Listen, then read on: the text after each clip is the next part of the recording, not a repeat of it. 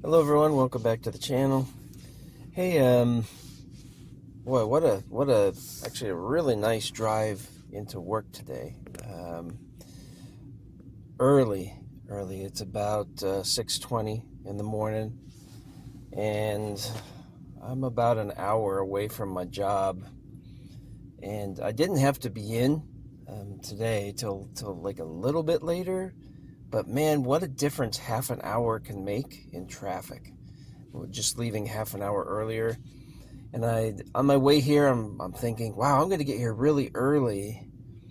But then I thought, well, you know what? That'll give me time to just film a quick book review.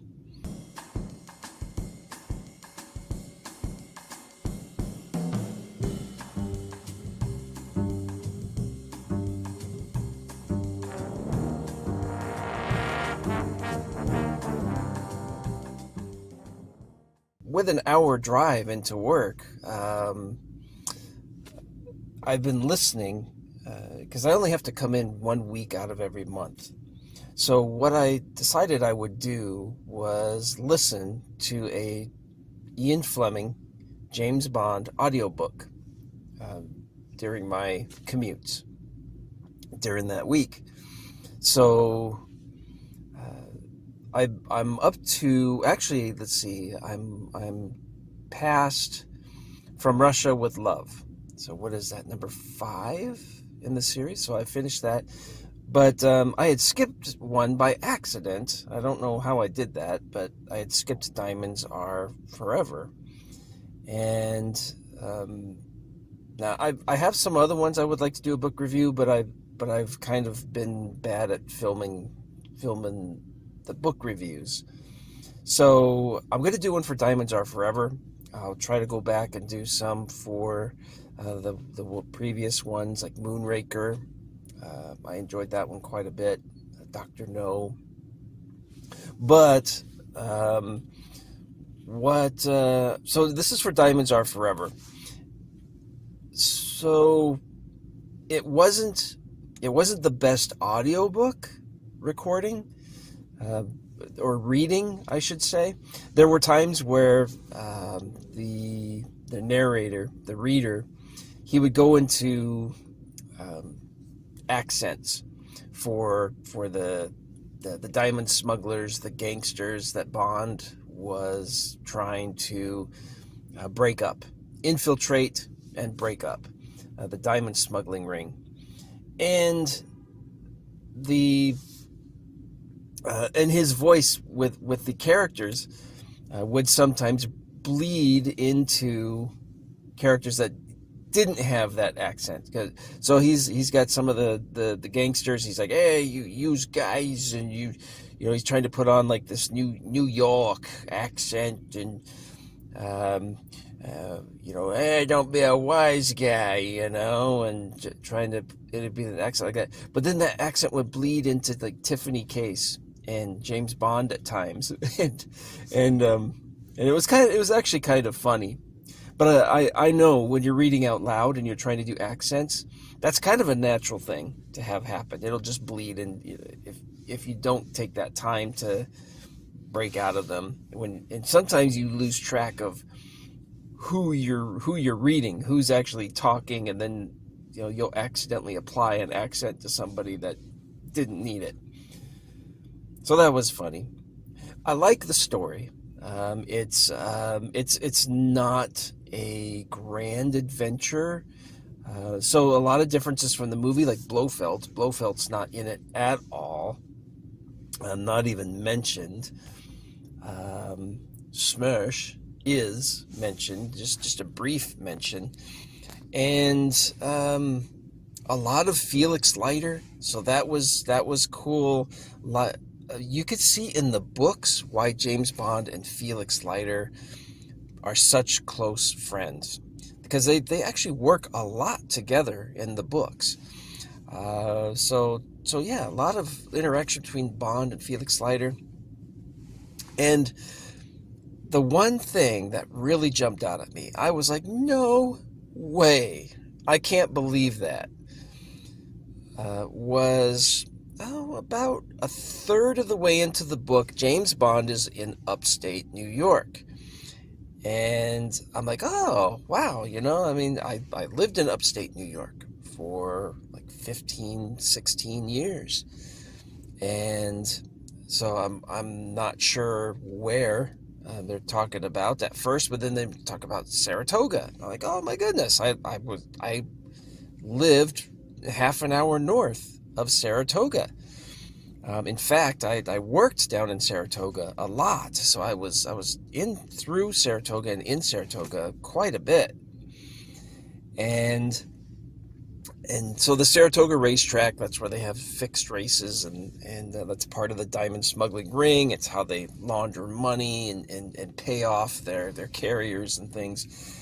They explain it in the book. It's actually it's more complicated than you would think it really had to be to do those things, but it was imaginative.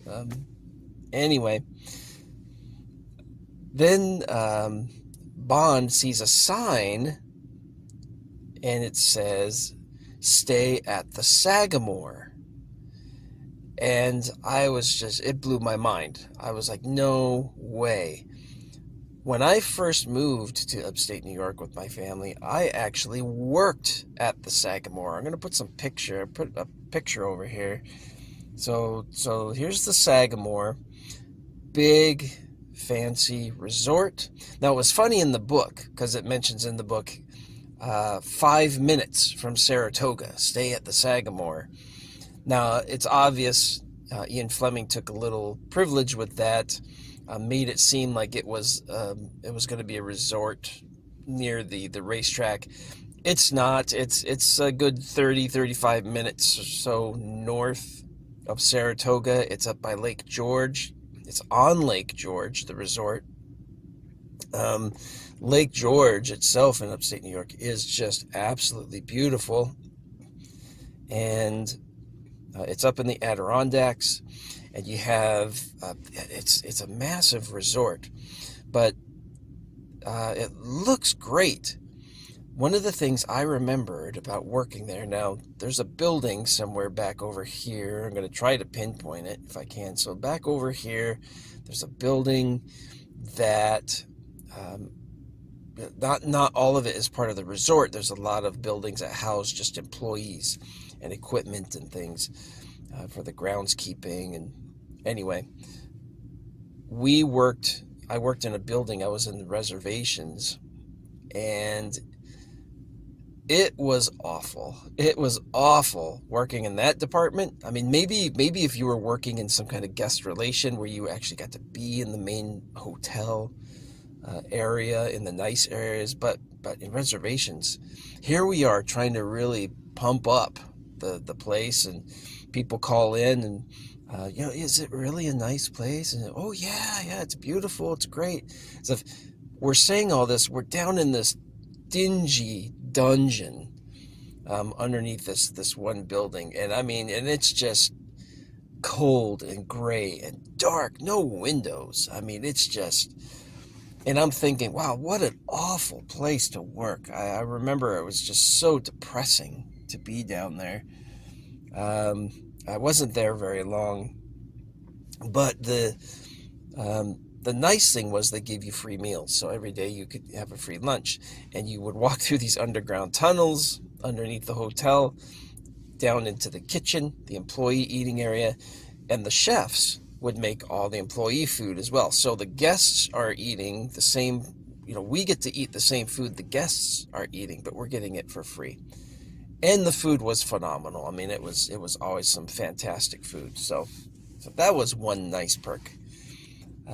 But of course, I mean, the pay was terrible, but and the working environment, it was just so gray and dungy.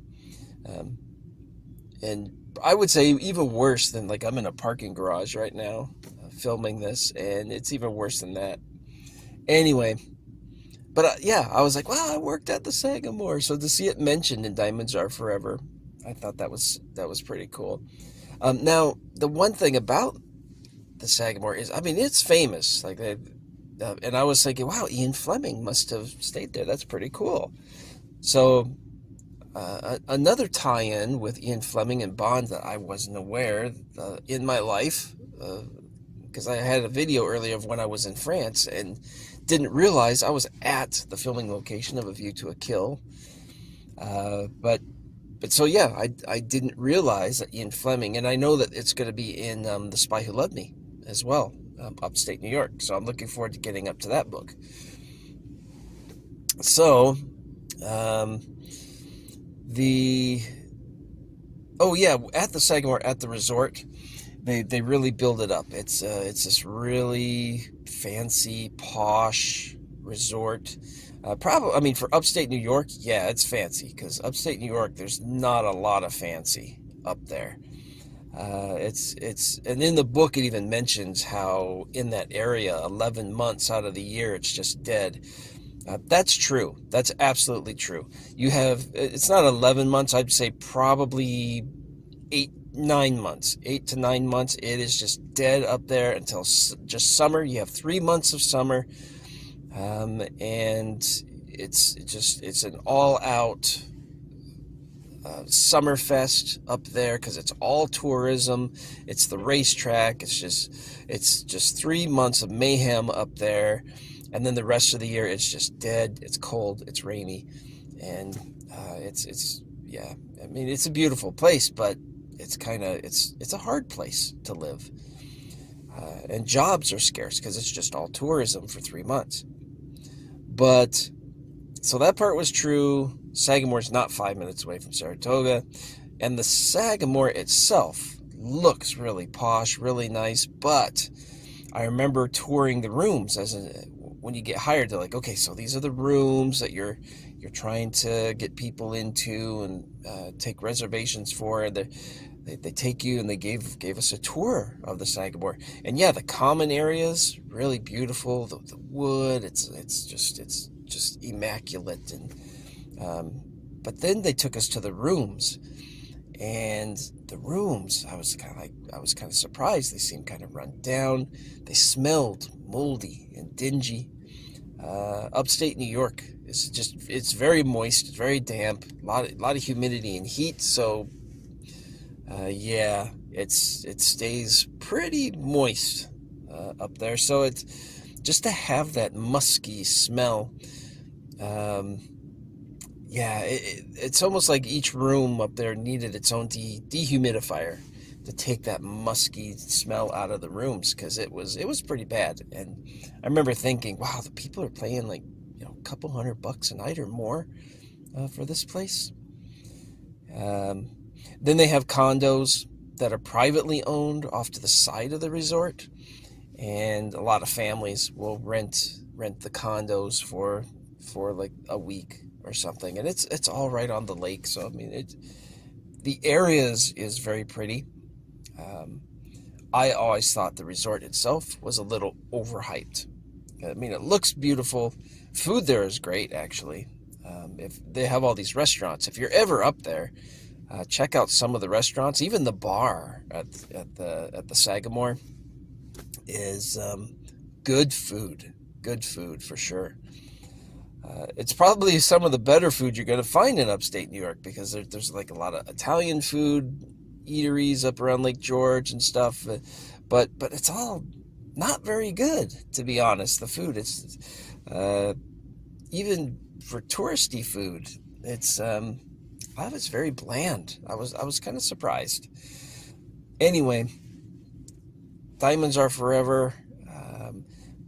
The plot was just Bond breaking up a smuggling ring. Tiffany Case, very much like what you see in the movie. Great depiction of Tiffany Case. Shady Tree. That's a line out of the movie. Shady Tree. Shady Tree is actually a pretty big character in the book, and he's organizes, and he's kind of high up, more than they show in the movie. In the movie, he's just some Vegas comedian who's just part of the chain, but he's more than that in the book. So that was interesting to see. Also, Tiffany Case and Bond relationship, very much in the book, kind of like it is in the movie. Um, except um, she their introduction is quite a bit different in the book than the movie. Her interaction with Bond, in the movie, she's very disinterested and just kind of just very put offish with him. Hey, I don't mix business with pleasure and that. But in the book, she's like immediately attracted to him and has to fight that attraction. So that was a little different. But their interactions from that point on were very much the same. And then so Shady Tree was a much bigger character in the book, and then also Kidd and Wynn, Mr. Kidd and Mr. Wynn, the two guys, the two killers working for Blofeld in the movie.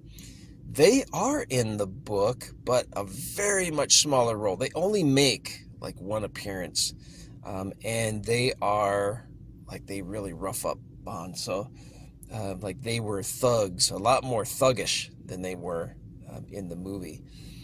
And then yeah, there's a whole lot in the movie that is not in the book. The book doesn't have near all the different places, all the different stuff going on that we see in the movie.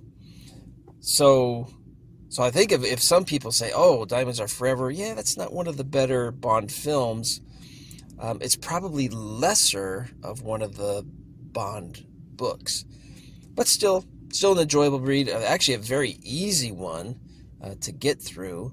It didn't take long. It's not even a long audiobook, so you might enjoy it. And it's not a bad story. So that's the thing.